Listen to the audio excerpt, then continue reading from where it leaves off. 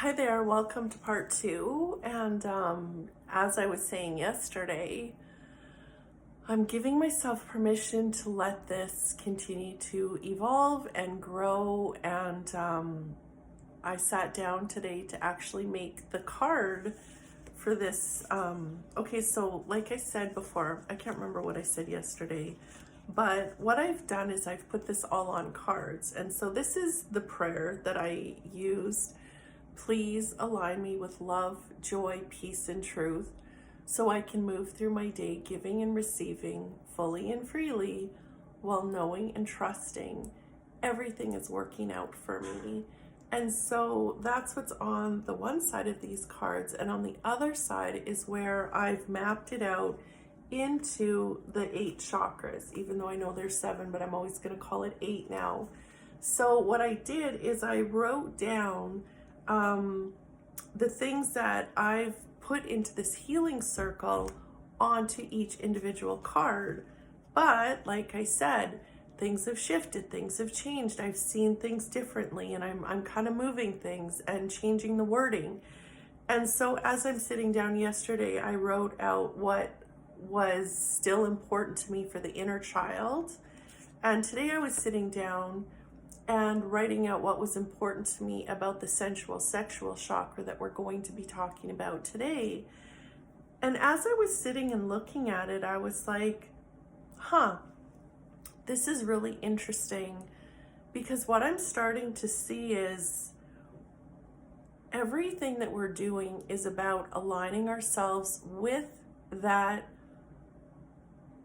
natural state that we came into this world as, and we're returning back to that.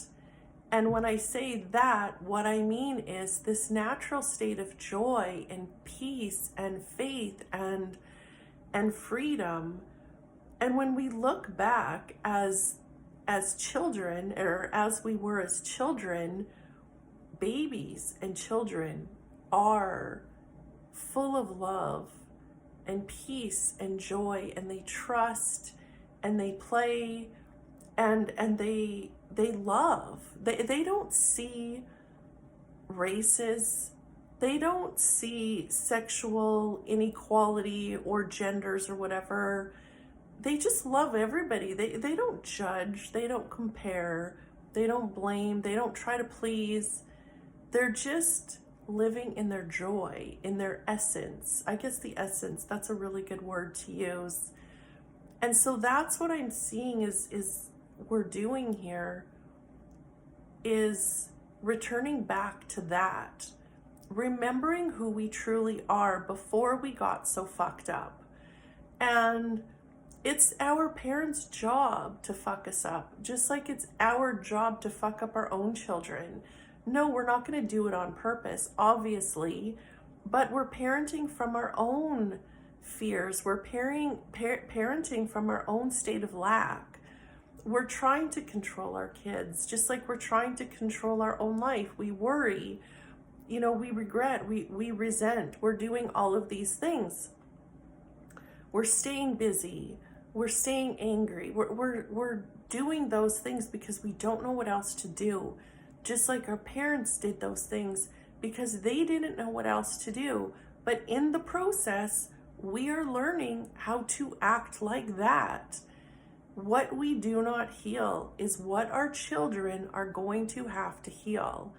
And that is why this is so important to me. And it has been for so many years, because I recognized years ago, like what year would that have been? 2019, after my first cancer journey, I started to feel like my son had some real rage issues. And what I kept thinking is what he needed. I kept thinking of what he needed in order to heal, and I kept thinking of what my ex-husband needed in order to heal. And I kept thinking about it, and I would get angry about it and frustrated about it and think, how do I get them to do this? And sorry. And then there was a point where I was like, wait a minute here. What I've been telling people for years is Anytime we have advice for another person, it's exactly what we need to do. It's exactly what we need to do. And this is actually a really good exercise people can do every day. Sit down and think about a person in your life and write down what they should be doing. And then read that paper and tell yourself what you should be doing, because there is never a piece of advice that we have that actually is meant for another person, because we're not here to advise people. We're here to inspire people by doing it ourselves, and that is the only way you're ever going to help another person change, is by doing it yourself. You have people in your life with addictions, then you need to heal your fucking addictions. Otherwise, they never will.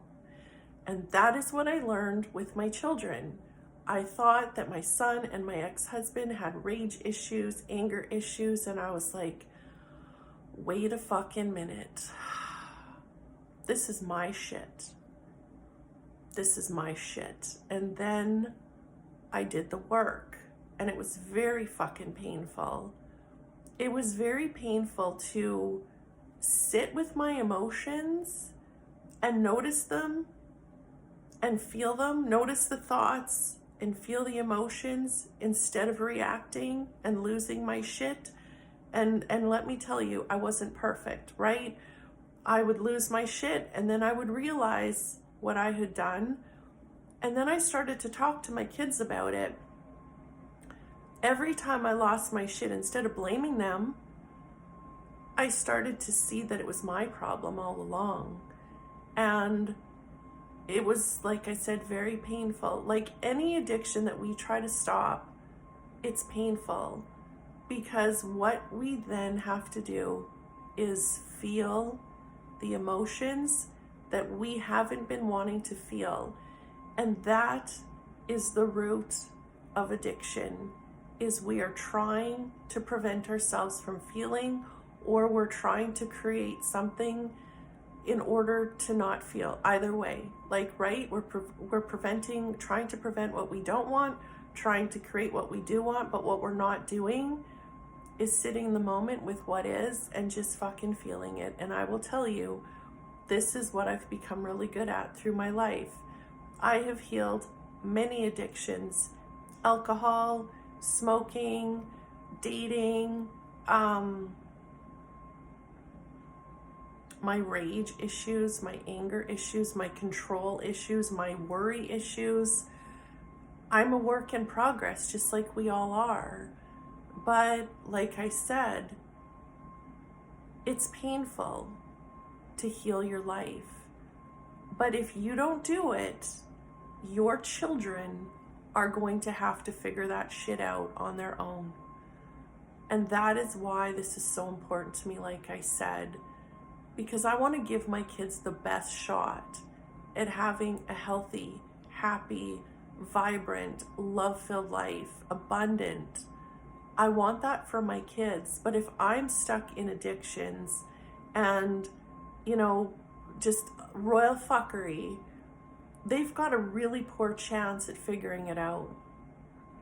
And this is not about advice, like I said. This is about doing the work and inspiring people through your own life. And my life is not perfect by any means, but what I do get to say is I'm a really good fucking mom, and my kids know it.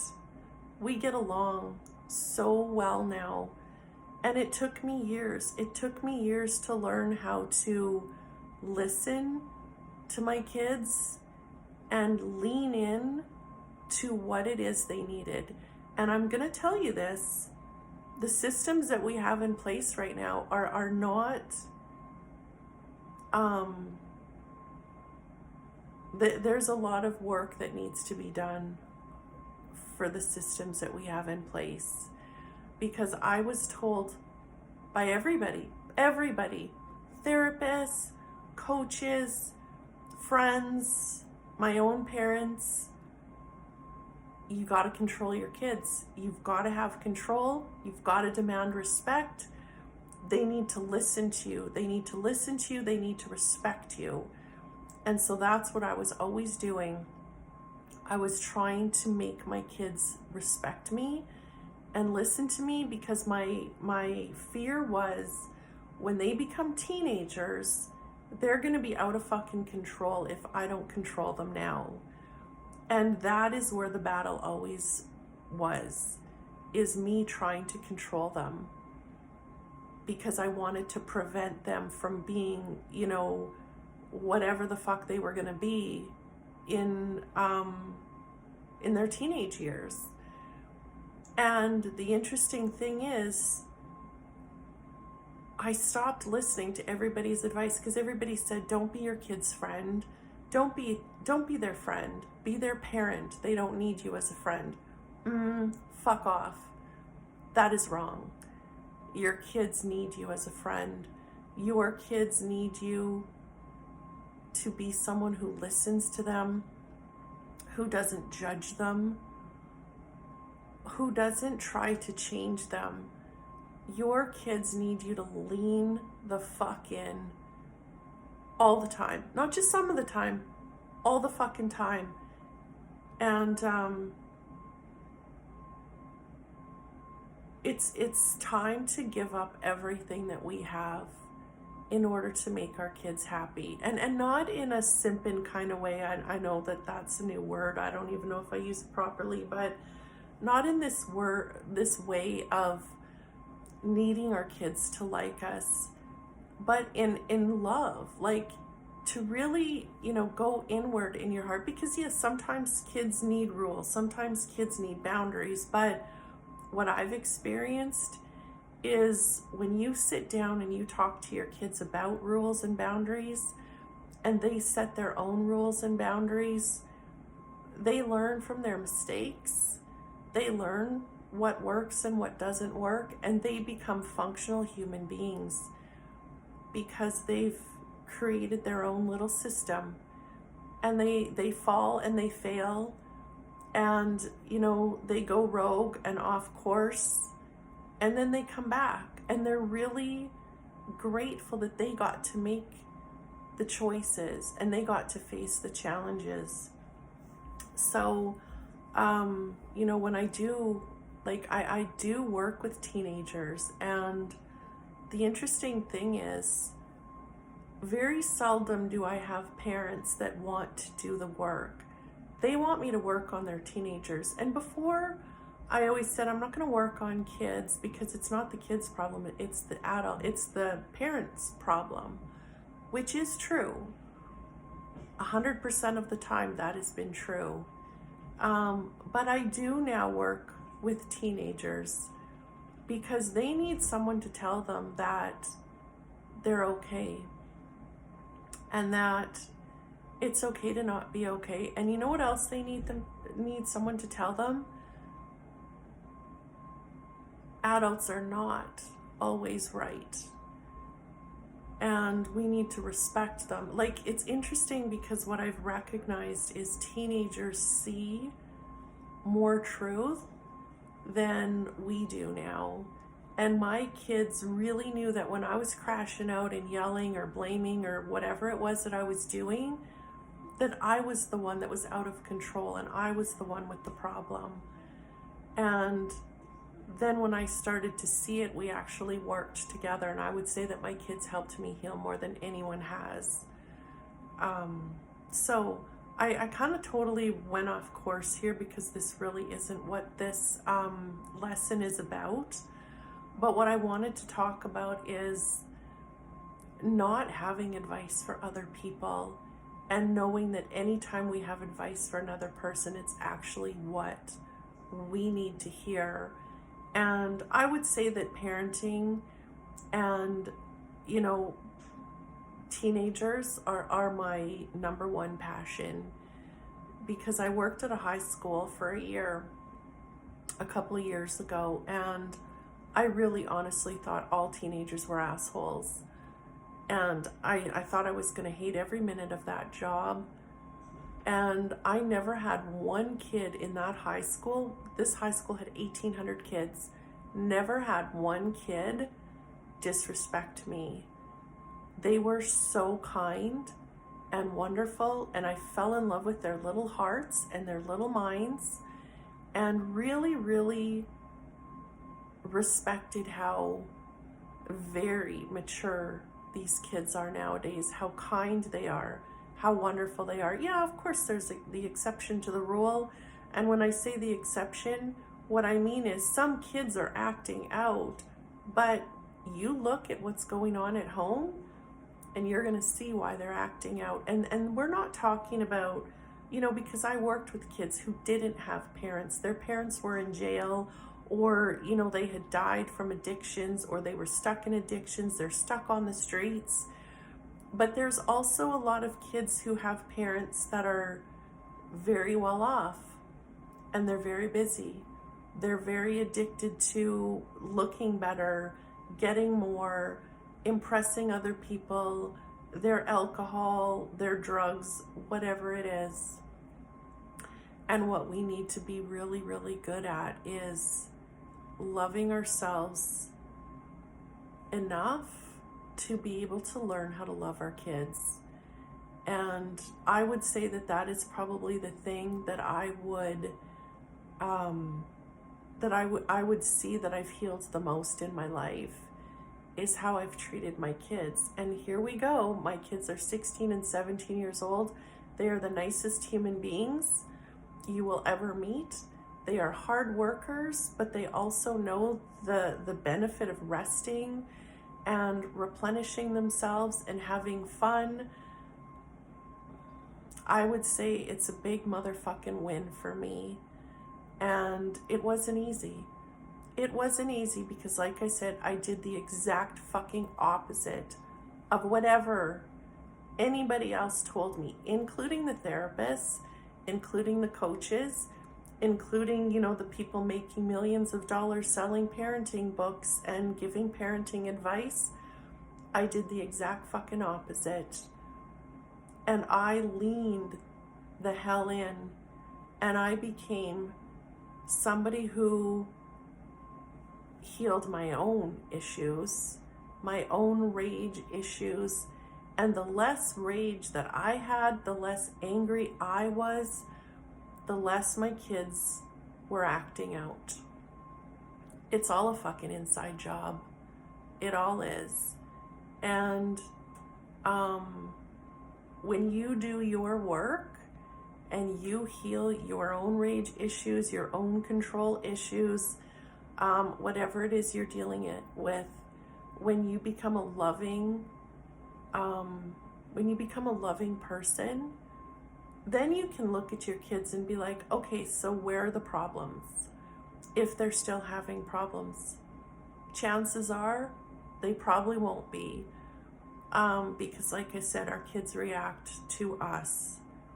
And that's why I'm just really, really proud of myself for doing this work, because my kids and I have the best relationship. It's better than I ever could have imagined. And they are the kids that I thought would be assholes. I thought all teenagers were assholes.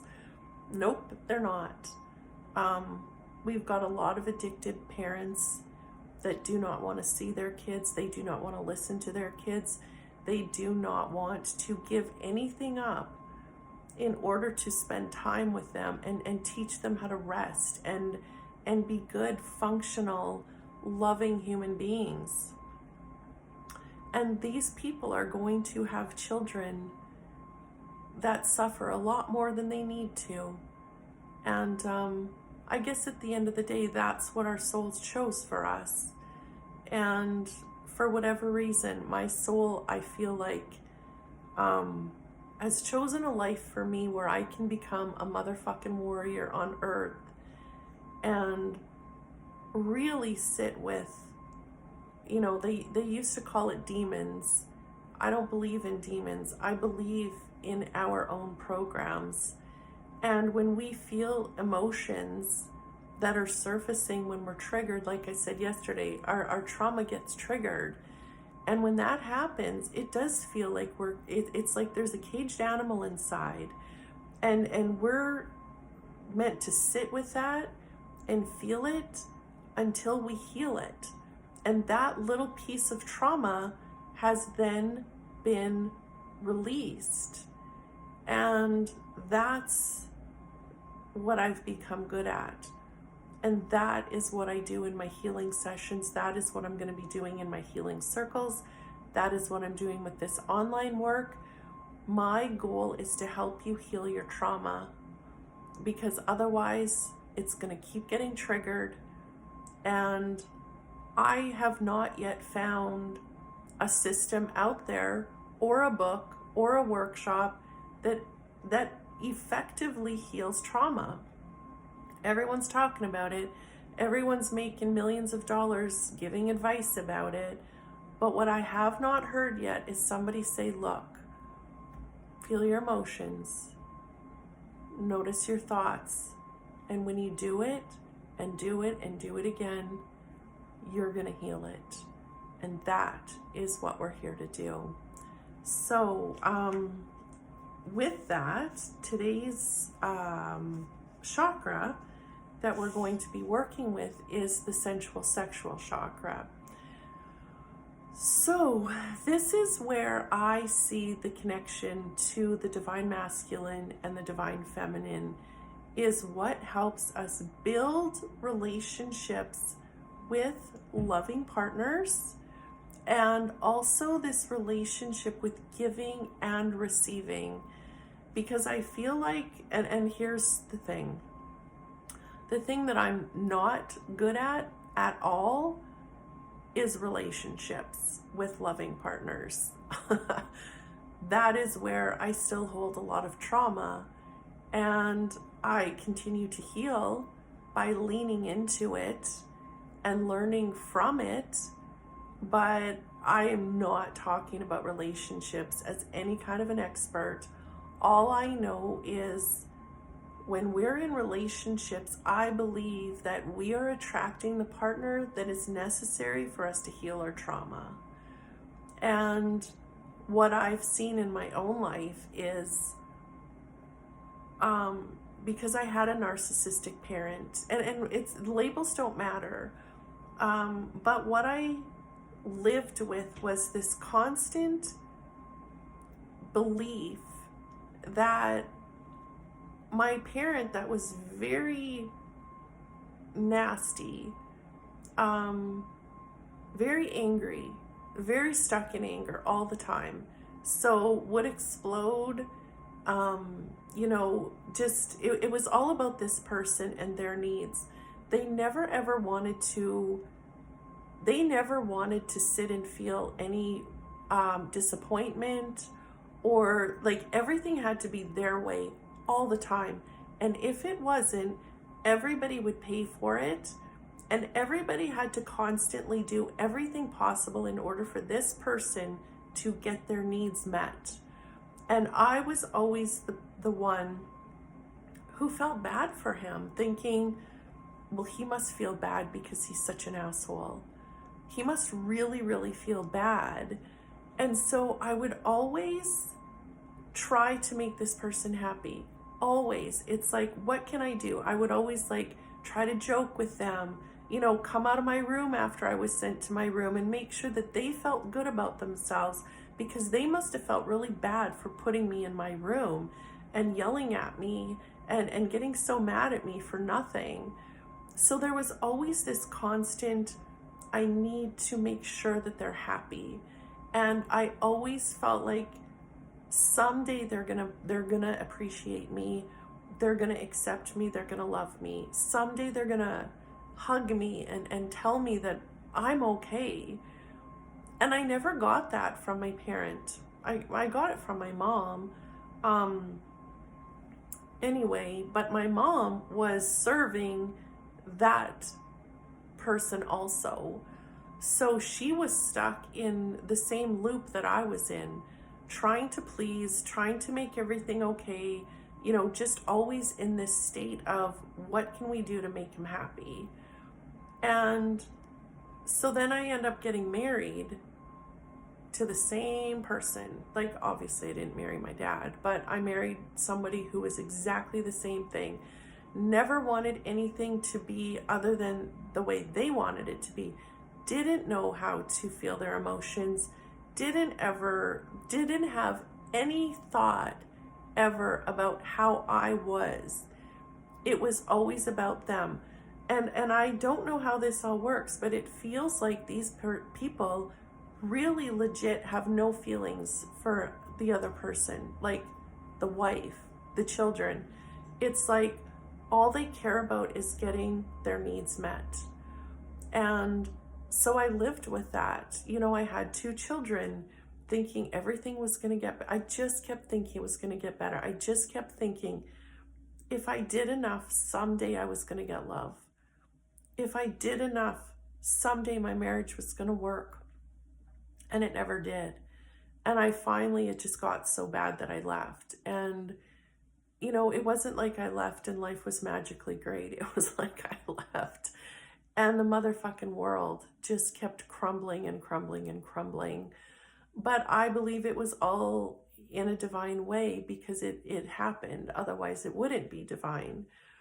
I don't know if I said that properly, but I believe everything happens how our soul wants it to happen in order for us to grow and heal.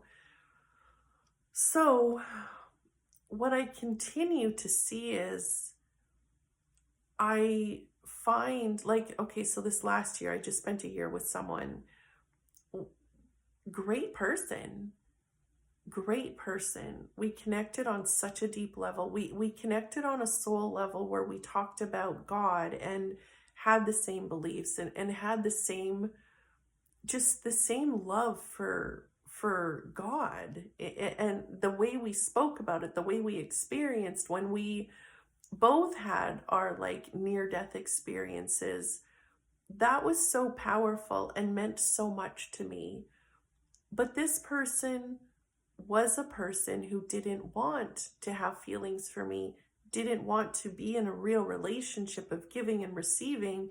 It was all about, you know, having me available when he wanted me. When I would pull away and be like, I don't know, he would always come back with these grand gestures of, you know, how we should be together and how we connect and how we have so much fun. And it was just this 1 year thing. And finally, near the end, I'm like, I'm not getting what I want here. Like, I want to be able to build a relationship with someone. I want to do relationship things. I want to be held by someone. I want to enjoy someone. I want to know that somebody cares about me. And this person just was not in a place to give that to me. But the interesting thing is, when you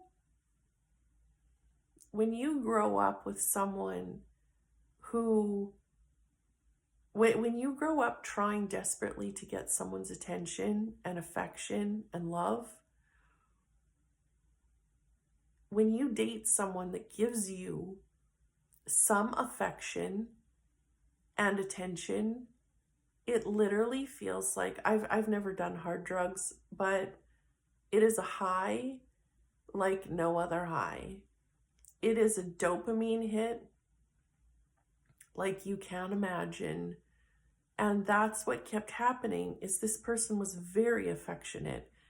Every time we were together, we were holding hands, you know, cuddling on the couch. He was just like the most affectionate person I had ever met.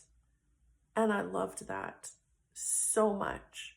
I loved how we laughed. I loved how we talked and connected. I loved so many things. And it was like, here's this man who doesn't want a relationship, doesn't want to give anything, which meant it matched my dad's energy, which matched my ex-husband's energy.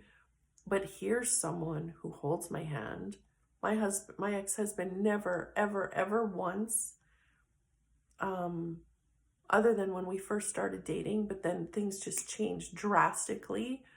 And after things changed drastically, it was before we even got married. Never touched me, wouldn't have anything to do with me intimately, physically. it was like he just then began to like torture me emotionally and mentally, is all like, that's the only way I can explain it. Um, and so to be with someone who was so affectionate and loving was like the ultimate for me. It really was. And that's why I kept going back and back and back, because it felt so fucking good to be held by a man and to be safe. He would never, say anything mean to me, rude to me, ever. But he also didn't want to love me, even though we spent a year together. And so I've left that relationship with a lot of insight and a lot of awareness. And I'm very, very grateful for every minute, because what I learned with him is how to talk about things that are not working, and talk about the hard things, and really speak out what it is I want, not in a needy way, but in a, okay, you know what, I really want to be in a relationship, and if you don't want the same things, then what is the point? So I'm here to speak about this because I've actually been hearing a lot of women talking about this, that they are in these relationships where they are getting nothing. And so this isn't just a me thing, this is a collective thing right now, where women are standing up and realizing what they're not getting. But what's also happening is we're not walking away and waiting for something better. We are running back. And that is not healthy, because we're running back because there were things that we loved, those hits. We loved those hits. But we're not recognizing that it's better to be alone, because those hits always come with a crash. There's always a crash after this dopamine hit. When you're with somebody that is, and again, is it narcissism? I don't know. It doesn't really matter. But when you're with somebody who doesn't want what you want in a relationship, if they're not invested in you like you're invested in them, when you're together, you feel it's like you've accomplished something because they're with you. And that means that they must love you. They must accept you. So it feels good. Like, not just good, but it feels like this fucking dopamine hit from hell. But there's always a crash, because there's always the day after where you don't really hear from them. I wasn't cheated on, but I've heard of women that are being cheated on, and they're still saying, if I heal enough, they're gonna come back to me. Why the fuck would we want somebody back who's cheated on us? And I'm not judging anybody, but the answer is because we don't love ourselves enough. And I'm also in this boat. Like I said, I wasn't cheated on, but I'm still, the person that I'm talking about, it's his birthday today. I am missing him so much today. I reached out to wish him happy birthday twice. Haven't heard back from him. I even tried phoning him for his birthday, and I'm kind of like, okay, I guess we're not even friends. Which should not bother me. I should be so grateful for that, but I'm hurt. But that's the unhealed part of me that is hurt. That a man who wasn't really nice to me for a year doesn't want to accept my birthday call. Like, what the fuck, right? So anyway, I'm sharing this because I want to share openly and honestly how much trouble I have with relationships with men, and how I am very dedicated and committed to healing the trauma that exists in order for that to be true. If I didn't have relationship trauma, I would be attracting really great men. I'm not. So this is what we're doing together today, is connecting to the divine masculine and the divine feminine. And those are the most loving version of a male that you can imagine. You know, I'm not here to do these workshops for men because I don't understand men. I'm here to do it for women because I want to do this for myself. I want to get the benefits from it. And if I have to like talk about men and women, I'm not going to get the full benefits for myself, and I'm going to be totally selfish here. So this is for women because I want you to imagine the most loving male partner that you can imagine. I want you to imagine how he would talk to you, how he would look at you, how he would love you, how he would hold you and encourage you and accept you and love you. And that is the word heal to me. And then I also want you to imagine the divine feminine, who is the most loving, nurturing, sweet, kind, strong version of you. And at some point, we're going to connect with that enough where we merge with that energy and we become that divine feminine who attracts the divine masculine partner to us, that is going to give to us, that is going to love us, that is going to receive our love. There's nothing that I love more than giving. I want someone to receive it, but I also want someone to give to me, not because I need it, but because I deserve it.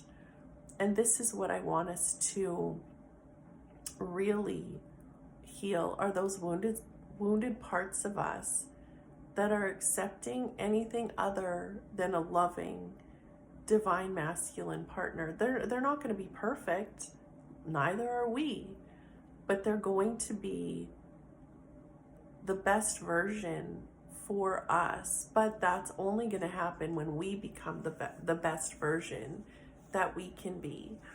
So when we connect with the divine masculine and the divine feminine, what we do is we enhance this relationship that is possible with a loving partner, and also the relationship with giving and receiving, a healthy giving and receiving balance.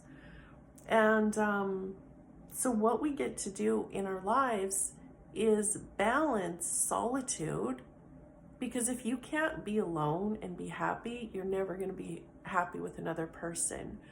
But we also want to balance that with connection, because oftentimes we can become too good at being alone, and we need to be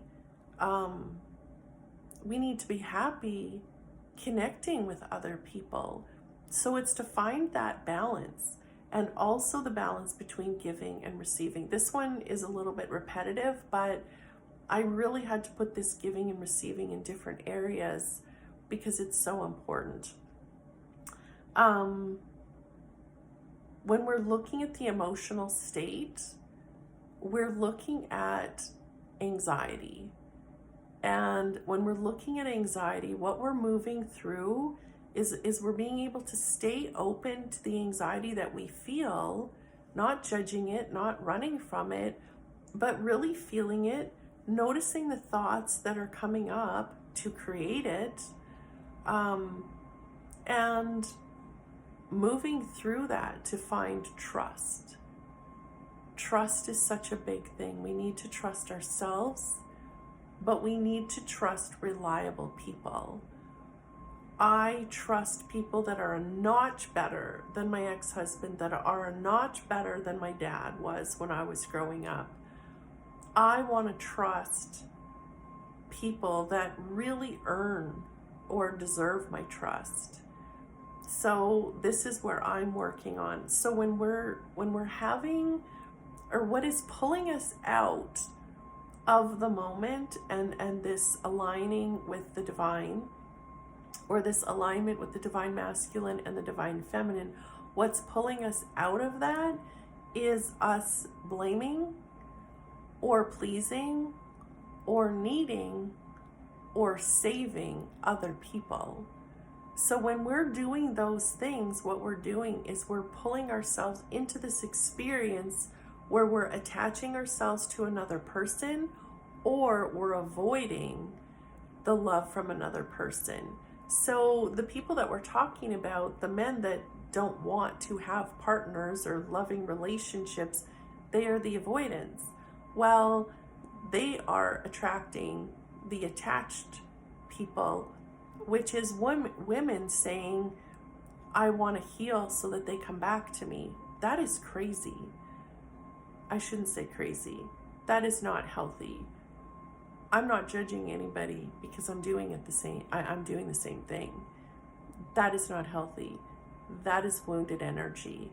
And that is what we're here to heal. So we're looking through, like I said, the sensual sexual chakra, which is the adrenals that we're working with, are the ovaries, testes if you're male. I think females actually have the energy of testes. I could be wrong about that. It doesn't really matter.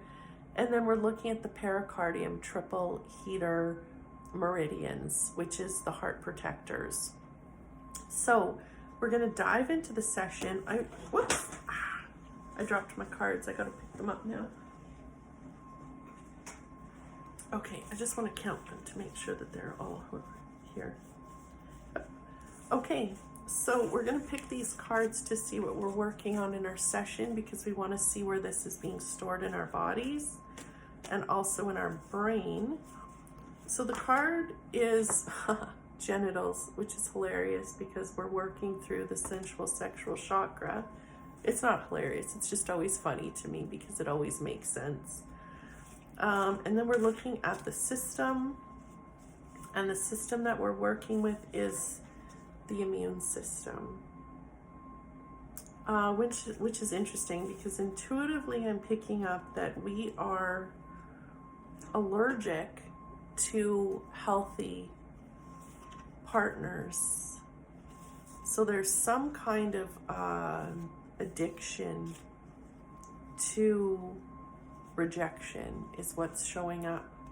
Okay, so I'm looking at the brain, and today we're looking at the hypothalamus. Yesterday it was the hippocampus, and I don't remember if I said the hypothalamus a couple times by accident, but the hypothalamus is what deals with our emotional neuropeptides. So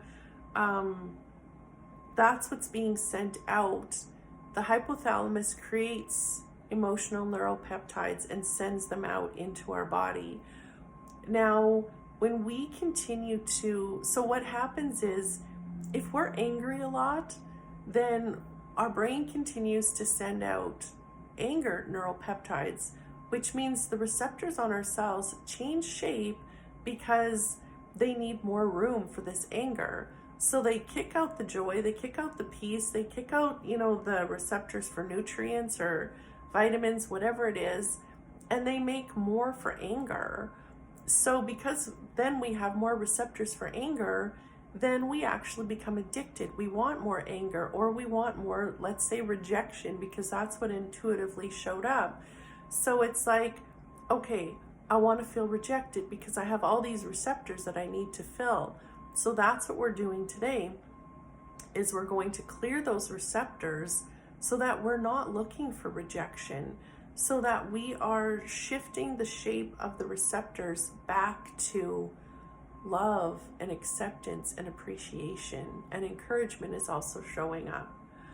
So the hypothalamus also deals with set points, emotional expression, dopamine, oxytocin.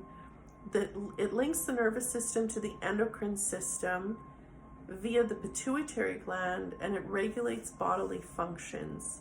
It also rules sexual and aggressive behaviors. Okay, so these are all the things that we're going to look at when we're doing the session. So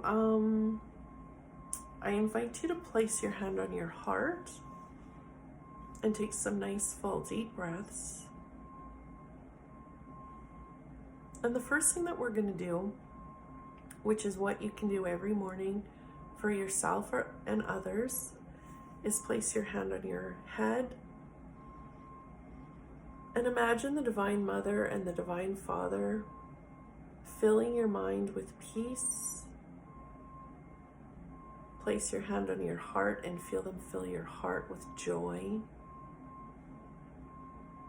And place your hand on your belly and feel the Divine Mother and Father lighting up all of your cells, every cell and every receptor on the cells. Feel it being lit up with love, joy, peace, and truth. And feel the healing energy moving through the cells and the receptors, putting them back to the set points of peace and joy and love and truth. And feel yourself aligning with truth. And just imagine a beautiful garden and just place your loved ones there. Place your finances there. Place your career there. Place the world there. And we're going to be doing this through every session. But what I want you to do is anything you're concerned about, put it in the garden and watch the Divine Mother and the Divine Father blessing it, guiding it, leading it, healing it, taking care of it.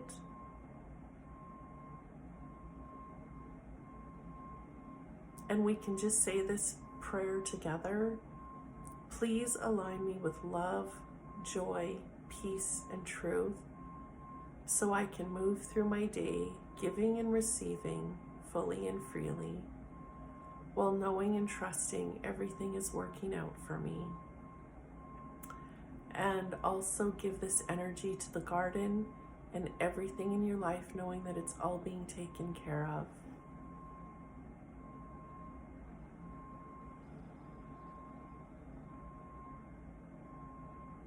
And imagine yourself in this beautiful scene in nature. And just walk. Just walk along the beach, beside the water, in front of the mountains. It's going to be different for everyone. So wherever you feel you show up in nature, see yourself there.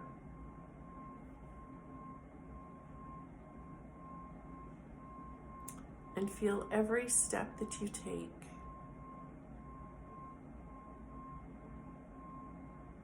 Feel the ground beneath your feet.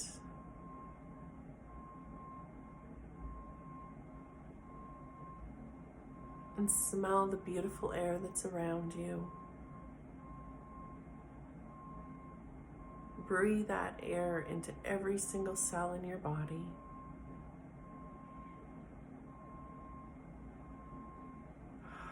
Breathe in love and light and healing. And exhale any tension and toxic thoughts, toxic emotions, toxins from, anything, whether you've ingested or inhaled.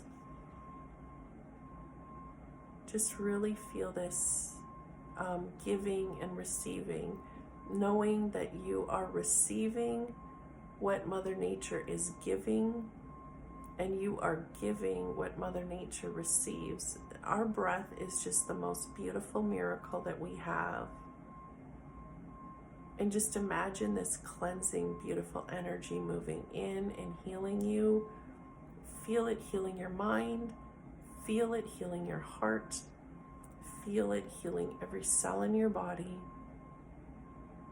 And breathe out, like I said, toxic emotions, toxic thoughts, toxic programs, toxins in your cells.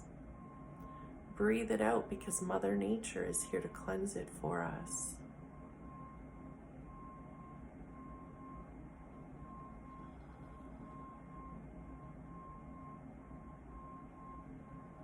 And just get into the habit of seeing the giving and the receiving that we have with Mother Nature, and really start to allow that to map out and create a blueprint of how a relationship should feel in our lives, where we should be giving and receiving.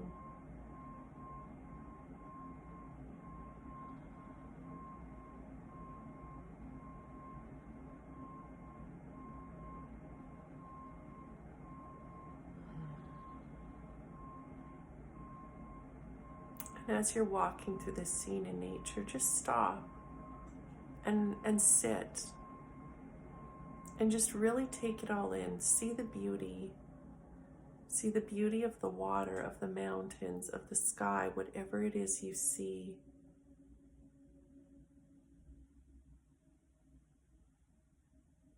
And really listen to what it is you can hear. It's your imagination. Can you hear the loons calling? The water moving?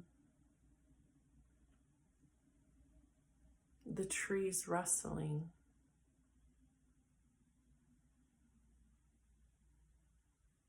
And know that anytime you use your senses, whether it's your physical senses or your subtle senses, meaning the ones that you're imagining, you are pulling yourself into the moment with what is. And you are moving away from what is pulling you to believe things that are not true. So we're pulling ourselves back into the moment with the truth. Because the truth will set us free. It's just that the truth also hurts. And this is the process that we're moving through. And in particular today, we're working with the sensual sexual chakra, which is us noticing what is making us anxious. Sometimes our emotions come from what's actually going on in our lives at the time, but most of the time our emotions come from thoughts that we're thinking that are not true. So recognize that when you move through your anxiety, you feel it, you recognize it, you allow it, you don't try to fight it, you don't try to fear it, you don't try to fix it, you just are with it. You eventually move through to the state of trust, where you realize, wait a minute, I am being held, I am loved, I am good enough, I am a loving partner, and I deserve a loving partner. And when you trust yourself, you will trust yourself enough to be able to trust the right people. So let's sit with that. And we're going to feel this energy flowing through our genitals, because what we want to do is erase the emotional trauma that we have stored from unhealthy sexual encounters. Whether we were addicted to it and wanted it, or we were being preyed upon, however it worked, anything that stores a negative response, we're going to look at that. And when we're doing healing work, this isn't about we're going to do a session and all your sexual trauma is erased. No, it's what can we do today? That's why I believe that this is a lifetime journey. But what can we release today? What can we heal today? And let's look at that.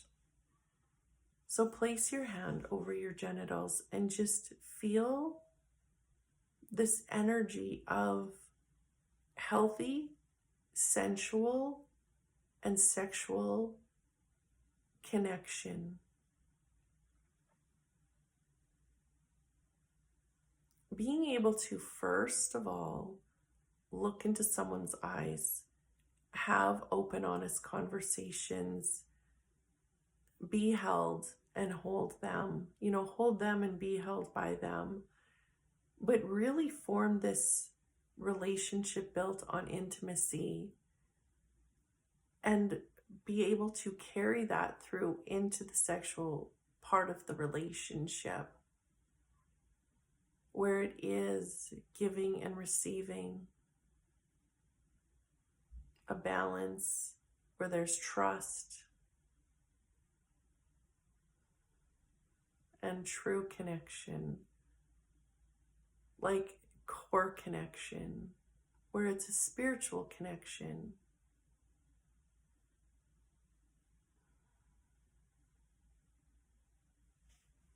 And as you're sitting in this space in nature,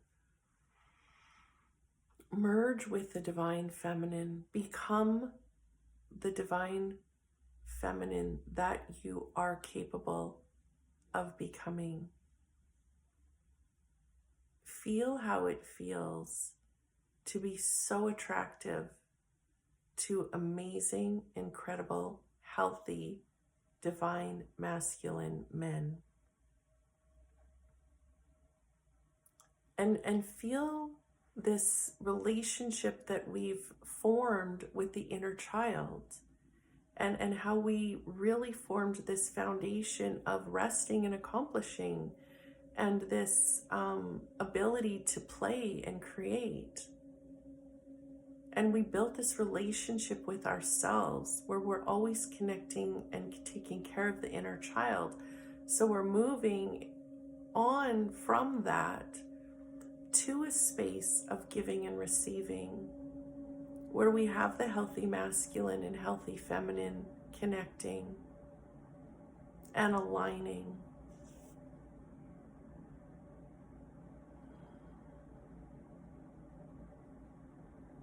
And feel yourself healing this need to blame or save or please or need a partner. We don't need to save other people. We also don't need to blame them.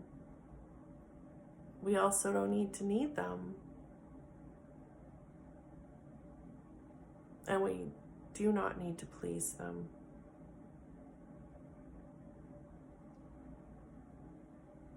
And just, again, step into this energy of the divine feminine who does not do those things. And when she starts to, she pulls herself back into the moment. That is what we're creating, is this energy of presence, where when we start to be pulled by these thoughts or ways of being, we pull ourselves back, and it's like, no, wait a minute, I'm the divine feminine. And feel her again. Feel the confidence.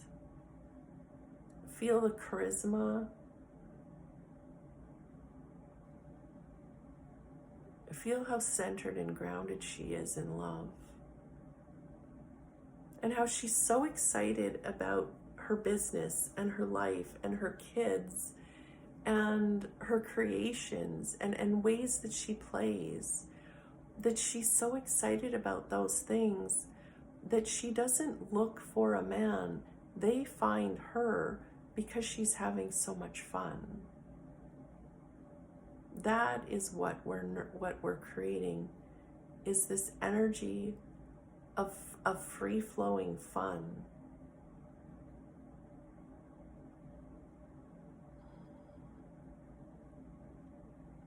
And see the divine masculine in your mind, in this nature scene, walking along the beach or wherever you are. As you're merged into the divine feminine, see him seeing you. And see him approaching you. See him noticing you. And see him locking eyes with you.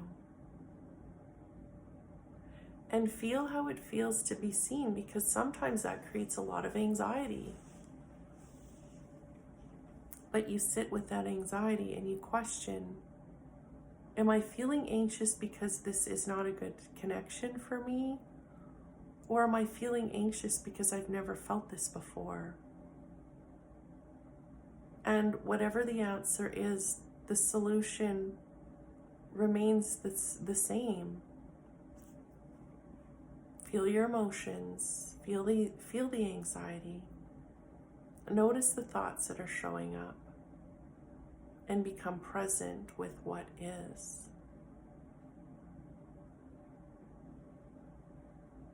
And feel him holding you.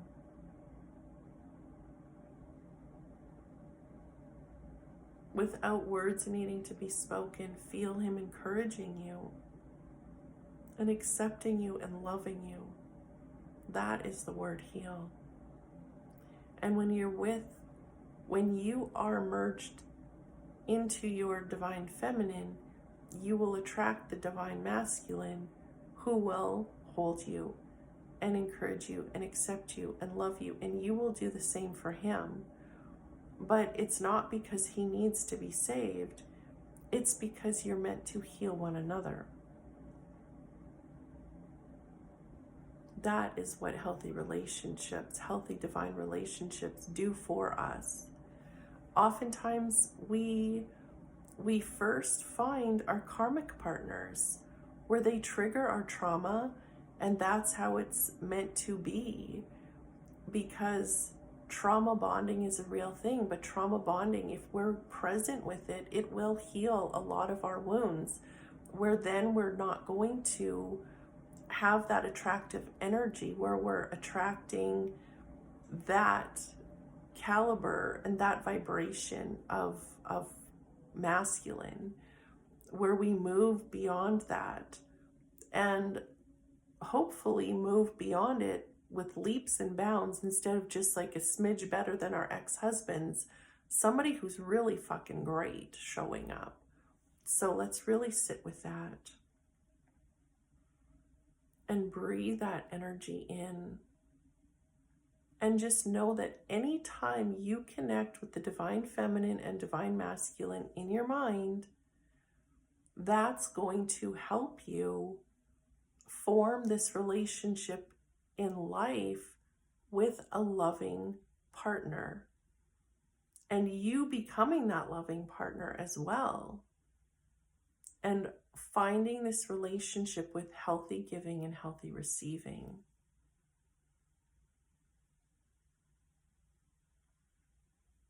So feel that being reprogrammed through the hypothalamus and through the immune system, like we were talking about, having this addiction to rejection and moving into this space where we are attracting someone who holds us, encourages us, accepts us, and loves us, where we are attracting love, and where we learn to move through the anxiety and reach a state of trust, where we trust ourselves and trust loving people.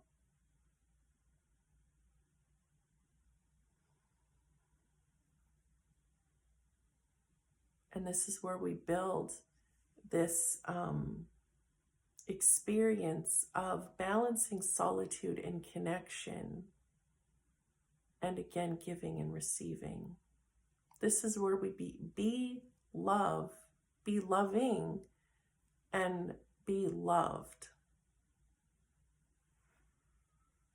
So place your hand on your heart, place your hand on your head, and just feel this healing happening through your mind, through your heart, through your body, where you're aligning with your soul's blueprint and what is meant for you on this planet. And take as much time integrating this session as you need. Thank you so much. I love you, and I will talk to you tomorrow.